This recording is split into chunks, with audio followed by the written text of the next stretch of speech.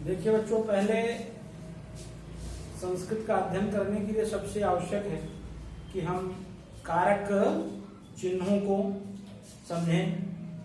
कारक चिन्ह की सहायता से ही हम संस्कृत का अध्ययन ढंग से कर सकते हैं।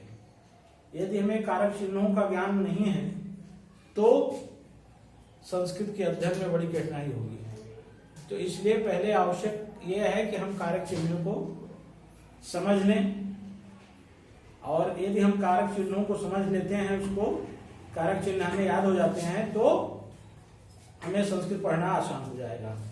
सबसे पहला अध्याय संस्कृत पढ़ने के लिए आवश्यक है कि हम कारक चिन्हों को समझें। जैसे सामने देखें, कर्ता कारक का चिन्ह है ने, कर्म कारक को, करण कारक से के द्वारा, संप्रदान कारक के लिए, अपादान कारक से अलग होने के लिए, संबंध कारक का की के रारी दे, अधिकरण में पै पर, संबोधन हे हरे हो। तो इन चिन्हों के आधार पर अब इसको हम विभक्त के रूप में भी समझ सकते हैं। जैसे कर्ता कारक को हम जहां पर विसर्ग का चिन्ह लगा होता है, ऐसे स्थानों को, जैसे रामः, बालकः, तो इसमें क्या है, प्रथमा विभक्ति, जिसको हम कर्ता कारक कहते हैं।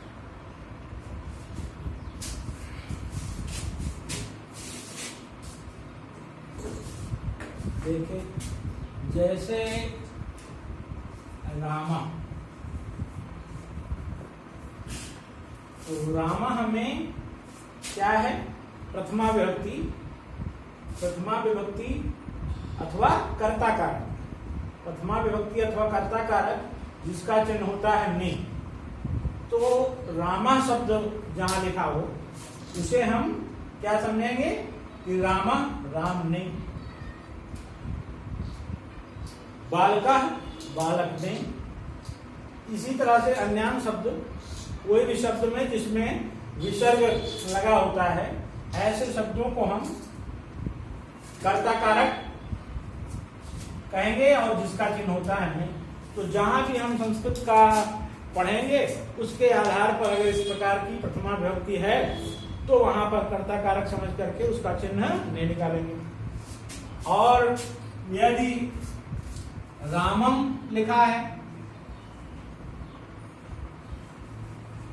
तो रामम में द्वितीय विभक्ति कर्म कारक है, तो कर्म कारक का चिन्ह क्या है, को, द्वितीय, उसको हम द्वितीय विभक्ति कहते हैं। कर्म कारक का चिन्ह क्या है, को।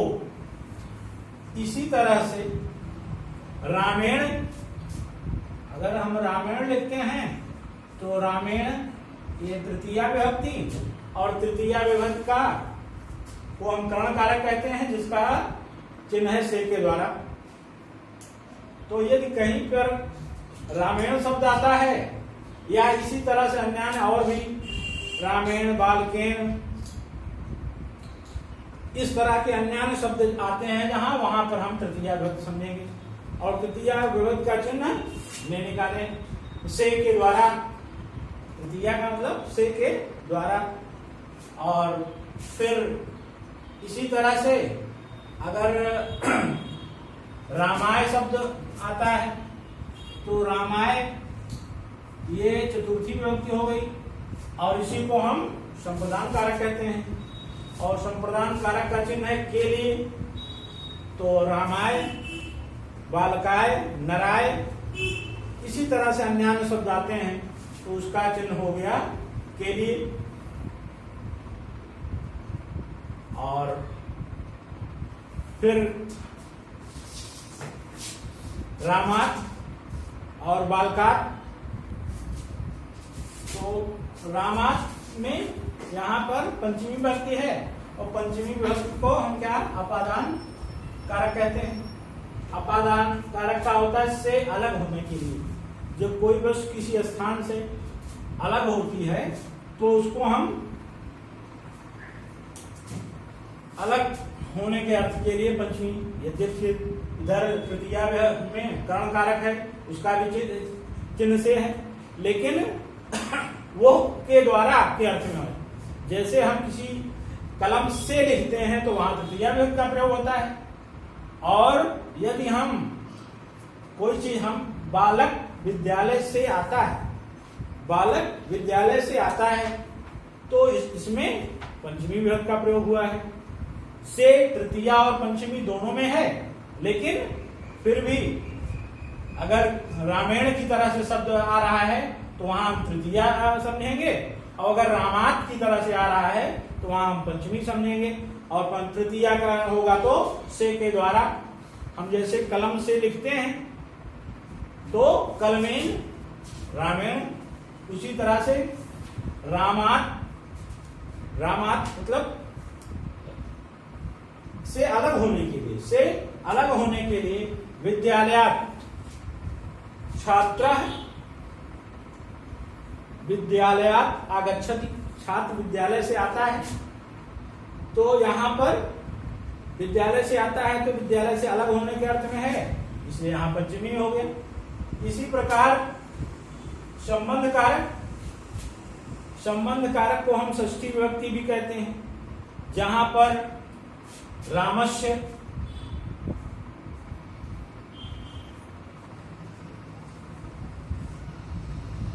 बालकस्य,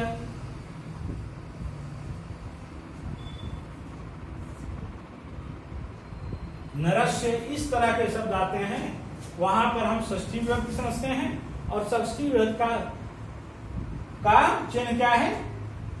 का की के रारी रे, का की के रारी रे। तो रामस्य का अर्थ क्या निकला? राम का। अगर ऐसा शब्द आता है तो उसका मतलब क्या हुआ? राम का। दो वचन में आता है तो के, का की के, तीनों इसका चिन्ह है। तो एक वचन में है तो का, दो वचन में है तो के, और स्त्रीलिंग में है तो की। इस तरह से इसको हम रामस्य, बालकस्य, इसी तरह से नरस्य, तमाम शब्द जो भी षष्ठी विभक्ति के आएंगे, हर जगह कहीं भी वो ऐसे शब्द आएंगे तो हम उसका चिन्ह क्या?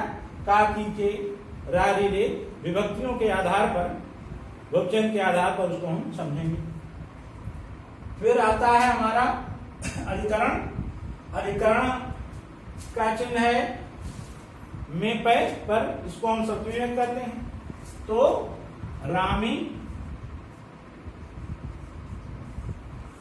बालके, ऐसे शब्द आते हैं तो वहां पर हम क्या? सप्तमी विभक्ति, और सप्तमी विभक्ति को हम अधिकरण कारक कहते हैं। तो इस तरह से उसका चिन्ह क्या हुआ? में पर, रामी, बालके। तो इसका में पर जहां जो भी उपयुक्त अर्थ निकलता है उसके आधार पर। गृह, जैसे आ गया गृह शब्द, तो गृह मतलब घर में। तो इस विभक्ति को आधार पर हम इसको में पे पर, में पे पर, इस तरह के रामे, बालके, गृह आदि सब जहां भी आते हैं उसका अर्थ हम में लगाते हैं। पर, में पे पर, जहां जो भी उचित शब्द लगता है उसके आधार पर उसका हम प्रयोग करते हैं। तो इस अंतिम में संबोधन हे हरे भो, जब कहीं पर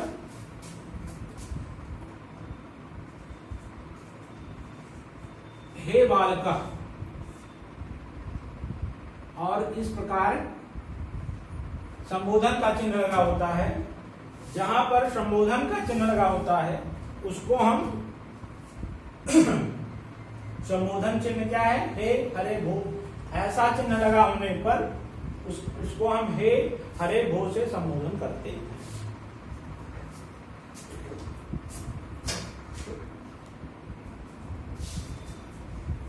देखिए, कुछ लोगों ने पुस्तकें ले लिया होगा, कुछ लोगों के पास पुस्तकें नहीं होगी, तो हमने ये 4 वाक्य आपके सामने लिख दिया। तो इसमें क्रमानुसार कपिलः पुस्तकम पठति। तो पहले वाक्य में अभी आपको कारक चिन्ह समझाया गया, बताया गया कि जहां पर विसर्ग लगा होता है उसको हम प्रथमा विभक्ति कहते हैं, और प्रथमा विभक्ति का चिन्ह होता है ने। प्रथमा विभक्ति का चिन्ह होता है ने। तो कपिलः पुस्तकम पठति, कपिलः पुस्तकम पठति। तो कपिलः शब्द क्या है, विसर्ग लगा हुआ है। इस आधार पर इसको हम पहचानेंगे कि कपिलः, कपिल में क्या है, प्रथमा विभक्ति। तो प्रथमा विभक्ति का चिन्ह होता है ने। तो कपिल ने पुस्तकम पठति, कपिल पुस्तक, तो कपिल पुस्तक पढ़ता है। ने शब्द निकल रहा है, इससे हम ये अनुमान लगा देंगे कि ये प्रथमा विभक्ति है। लेकिन कभी कभी उसका उच्चारण करने की आवश्यकता नहीं है। उच्चारण करने पर उसके वाक्य के सुडौलता में सौम्य नहीं रह जाता है, इसलिए उसको हम क्या निकालेंगे, कपिलः पुस्तकम पठति। अब पुस्तकम में क्या है, द्वितीय विभक्ति। तो द्वितीय विभक्ति को का चिन्ह क्या है, को। तो कपिल पुस्तक पढ़ता है। अब वैसे तो निकल रहा है कपिल ने पुस्तक पढ़ता है, लेकिन ने कहने से वाक्य की शोभा ठीक नहीं बन रही है। इस नाते हम इसको केवल समझेंगे, इसको बोलेंगे नहीं। कपिलः पुस्तकम पठति, कपिल पुस्तक पढ़ता है, कपिल पुस्तक पढ़ता है। तो इस तरह से कारक चिन्ह का ज्ञान हो जाने पर हम इसको आसानी से निकाल सकते हैं और उसको समझ सकते हैं कि यहाँ प्रथमा है, इसलिए इसका नहीं निकलेगा। कपिल पुस्तक पढ़ता है। पठति, पठति मीन्स पढ़ता है। पठ धातु का लट लकार प्रथम पुरुष, तो लट लकार का पढ़ता है। कपिल पुस्तक पढ़ता है। इसी तरह दूसरा वाक्य है शिखरः ग्रामं गच्छति, शिखरः ग्रामं गच्छति। तो शिखरः ग्रामम, यहाँ पर अंडरलाइन जो है इसकी विभक्ति हमको ध्यान देना है। शिखरा, शिखर ग्राम को जाता है, गांव को जाता है। लेकिन यहाँ भी अगर हम को का उच्चारण करते हैं तो वाक्य जो है वो ठीक नहीं बनता है। इस आधार पर इसको हम शिखर गांव जाता है। तो इस कारक चिन्हों के आधार पर इसको हमको समझने में आसानी होगी। शिखर गांव जाता है, जिनकी व्याकरण के आधार पर इसको हम शिखर गांव को जाता है, लेकिन यह हम केवल समझते हैं। लेकिन गांव को लिखने की आवश्यकता या समझेंगे, केवल इसको बोलेंगे नहीं। शिखर गांव जाता है। इसी तरह से तीसरे वाक्य में देखें, मधुरः दंडेन कुक्कुरम ताड़यति। मधुर दंडेन, डंडे से। तो यहाँ पर तृतीय विभक्ति अर्थात कर्ण कारक, अर्थात कर्ण कारक का चिन्ह, कर्ण कारक है। कर्ण कारक का चिन्ह क्या होता है, से। तो मधुर डंडे से कुक्कुरम, कुत्ते को। कुक्कुरम में द्वितीय विभक्ति है, इसलिए इसको क्या कहेंगे, कुत्ते को। ताड़यति, पीटता है। मधुर डंडे से कुक्कुरम, कुत्ते को पीटता है। तो इन कारक चिन्हों के आधार पर इन वाक्यों का अर्थ हमने आसानी से निकाल लिया। मधुर डंडे से कुत्ते को पीटता है। बात समझ में आ गई सबको। इसी तरह से चौथा वाक्य, शानिया बालकाय दुग्धम आनयति। शानिया बालकाय दुग्धम आनयति। शानिया बालकाय, बालकाय में चतुर्थी विभक्ति है। चतुर्थी विभक्ति को हम क्या कहते हैं, संप्रदान कारक। संप्रदान कारक का क्या है चिन्ह, कर्ता ने कर्म को कर्ण से के द्वारा संप्रदान के लिए। तो शानिया बालक के लिए दूध लाती है। शानिया बालक के लिए दूध लाती है। तो यदि हमें कारक चिन्हों का ज्ञान है तो तुरंत समझ में आएगा सानिया बालक के लिए, बालकाय में क्या है? चतुर्थी विभक्ति। चतुर्थी विभक्ति का चिन्ह होता है के लिए। सानिया बालक के लिए दूध लाती है। दुग्धम में द्वितीया विभक्ति है, लेकिन अगर दूध को लाती है ऐसा शब्द हम कहते हैं तो वो थोड़ा सा अटपटा होगा। इस आधार पर हम इसको केवल सानिया बालक के लिए दूध लाती है। इस तरह से आप लोगों को समझ में आ गया होगा।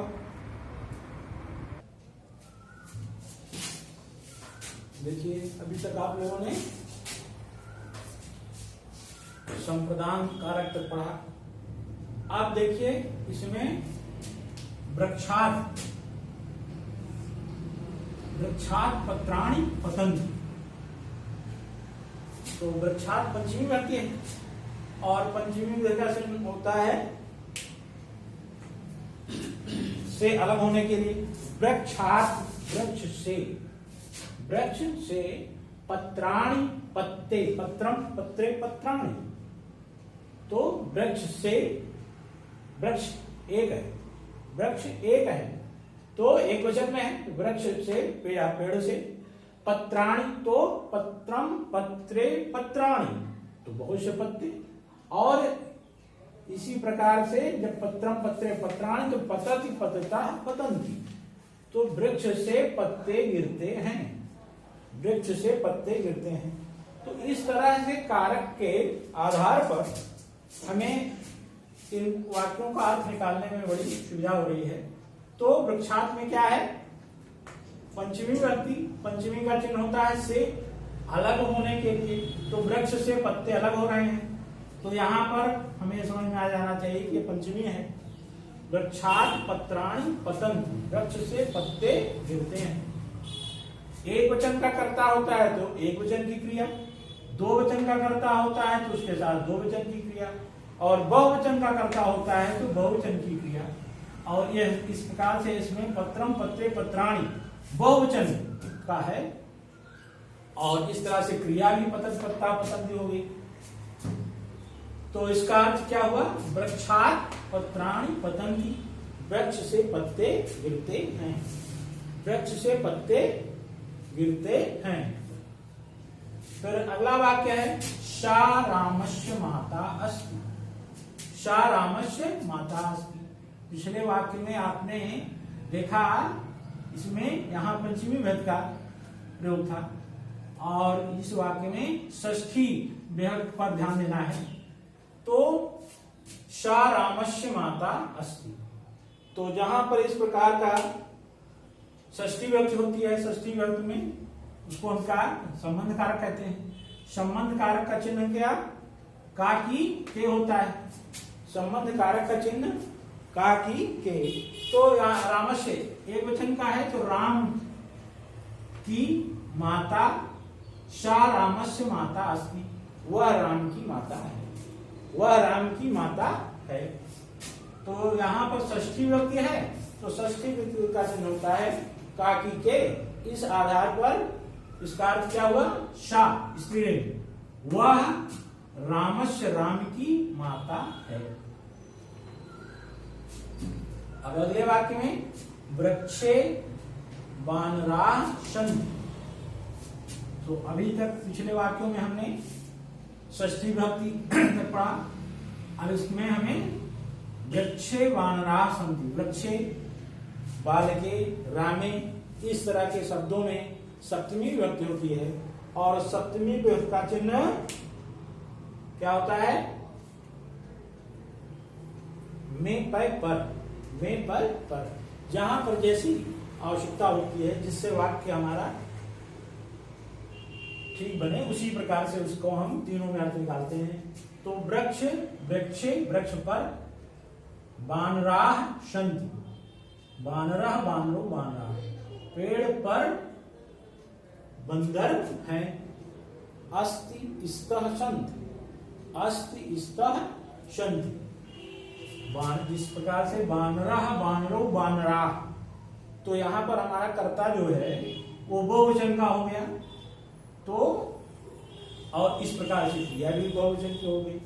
वृक्षे वानराः सन्ति, पेड़ पर बंदर हैं। पेड़ पर बंदर हैं। तो वृक्षे पर क्या हुआ, वृक्षे में सप्तमी विभक्ति है और सप्तमी विभक्ति का चिन्ह होता है में पर, तो वृक्ष पर बानरा मतलब बहुत से बंदर हैं। वृक्ष पर बहुत से बंदर हैं। वृक्षे बानरा संति। तो इसमें आपको पहले बताया जा चुका है कि एक बानरा अगर होता तो अस्ति, बानरम स्तः, बानरा संति, वृक्षे बानरा संति, वृक्ष पर बंदर हैं, वृक्ष पर बंदर हैं। तो इस तरह से जहां पर सप्तमी विभक्ति होती है वहां पर हम आवश्यकता अनुसार में और पर, सप्तमी विभक्ति का चिन्ह में पर है। अगले वाक्य में हे दिनेश अत्र आगच्छ, हे दिनेश, तो यहां पर संबोधन का चिन्ह लगा हुआ है। तो संबोधन का चिन्ह यहां पर लगा होता है, संबोधन का क्या होता है चिन्ह हे। तो इस तरह का चिन्ह अगर लगा हुआ है तो उसको हम क्या कहेंगे, हे दिनेश अत्र आगच्छ, यहां पर आओ, हे दिनेश अत्र आगच्छ, हे दिनेश यहां पर, यहां आओ। इस प्रकार से आपने इसमें कारक चिन्हों के आधार पर संपूर्ण पाठ को बड़ी सरलता सुविधा से पढ़ लिया। यदि हमें कारक चिन्हों का ज्ञान है तो हम पाठ के अर्थ को बड़ी आसानी से समझ सकते हैं। इसलिए कारक चिन्हों को याद रखना हमें बहुत ही आवश्यक है। कारक चिन्हों के आधार पर ही हम संस्कृत का ज्ञान बड़ी सरलता से प्राप्त कर सकते हैं।